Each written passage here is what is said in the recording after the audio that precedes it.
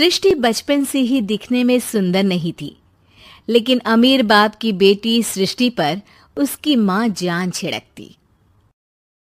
मेरी बेटी कितनी प्यारी है, भगवान सबको सृष्टि जैसी बेटी दे। सृष्टि धीरे धीरे बड़ी होती है। एक दिन सृष्टि की सहेली कहती है, तू दिखने में कितनी अजीब सी है, लेकिन मैं जानती हूँ हम सब में सबसे अच्छी शादी तो तेरी ही होगी। तेरे पापा अमीर जो हैं। अरे बता नहीं सकते यार, दहेज तो हर कोई देता है, ये क्या ज्यादा ले जाएगी अपने पति के लिए? अरे बड़े शहर में कोठी है इसके पापा की। अरे पापा की है ना, कौन सी इसकी है? इसकी होती तब तो कोई भी लड़का इससे शादी कर लेता। अरे पापा की मतलब पापा की है तो मेरी ही है ना? किसने कहा? अब तेरी तो तब होगी ना जब तेरा भाई ना हो।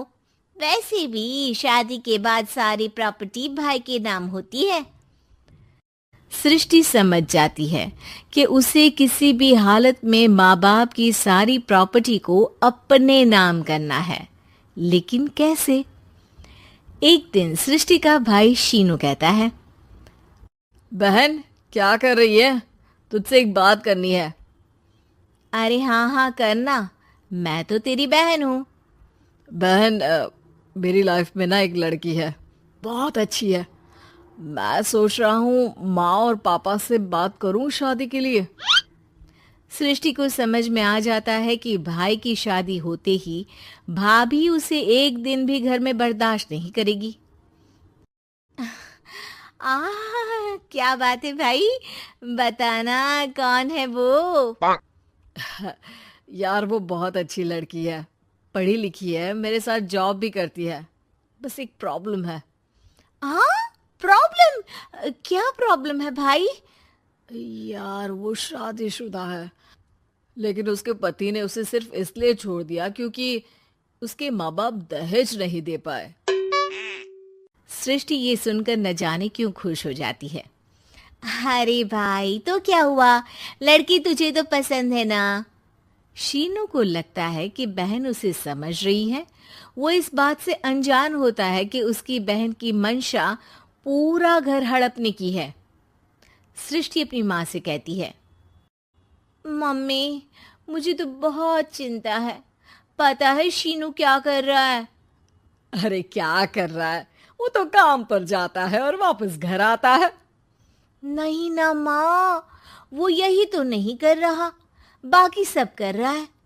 आपको पता है उससे प्यार है, और वो भी एक शादीशुदा लड़की से। ये क्या हो गया, मैं सोसाइटी में क्या मुंह दिखाऊंगी? अरे तेरे पापा तो यही कहेंगे कि मैंने ही उसे बिगाड़ दिया है। माँ देखो, मेरी बात मानो, पापा पर भी विश्वास करने की जरूरत नहीं है।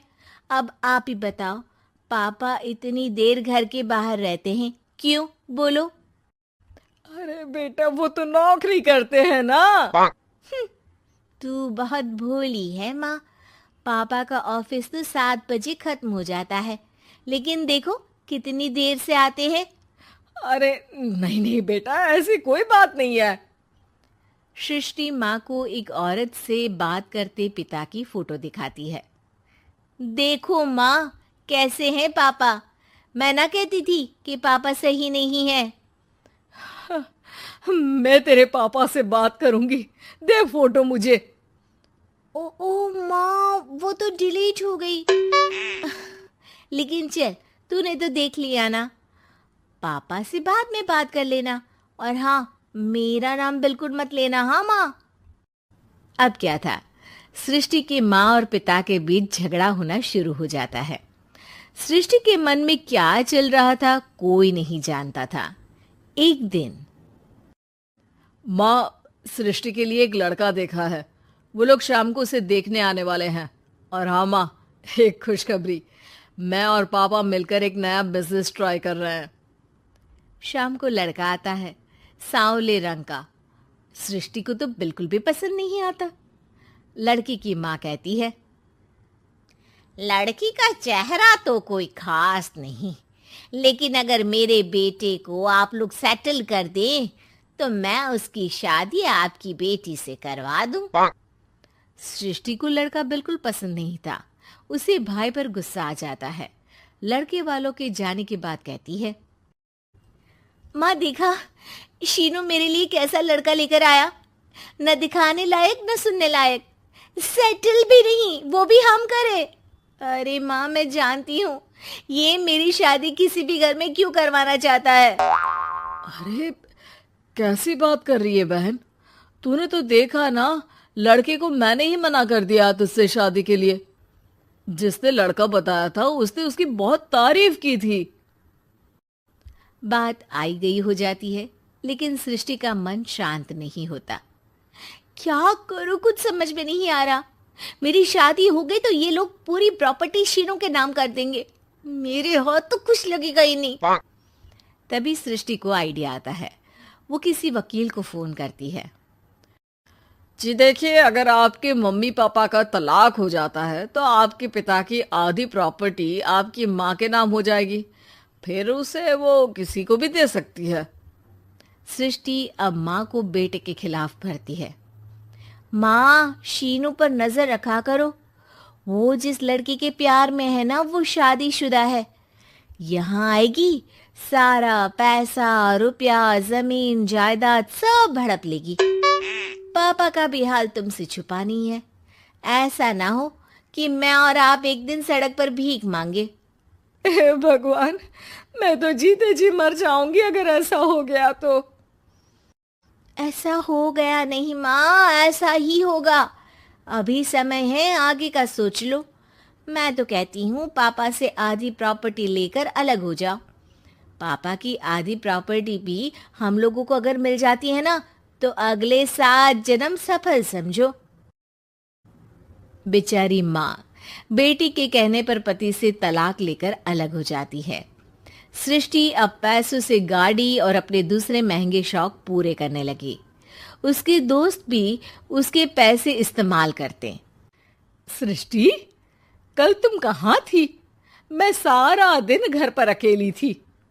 तो मैं क्या करूं? मैंने ठेका तो नहीं लिया है ना तुम्हें संभालने का। माँ को सृष्टि से ये उम्मीद नहीं थी। वो बैठकर रोने लगती है। वहीं उसका पति यानी कि सृष्टि के पिता आ जाते हैं। मैं जानता था कि तुम्हारा यही हाल होगा, तो आपने मुझे रोका क्यों नहीं? मैं रोकता तो तुम रुकती क्या? सृष्टि के कहने पर तुमने मुझ पर अपने बेटे पर शक किया, लेकिन तुम ये भूल गई कि कैसे हम दोनों ने मिलकर जीवन में इतना सब खड़ा किया। माँ पति के गले लग जाती है। मुझे माफ कर दीजिए, मैंने आपकी कमाई का एक बड़ा हिस्सा गवा दिया। कोई बात नहीं, तुम साथ हो तो मैं ऐसी 7 प्रॉपर्टी खड़ी कर दूंगा। तभी वहां सृष्टि आ जाती है रोते हुए। माँ, मयंक ने मुझे छोड़ दिया। वो बोल रहा था जब तक मेरे पास पैसे थे तब तक ही वो मेरे साथ था। पापा, माँ, मुझे माफ कर दीजिए।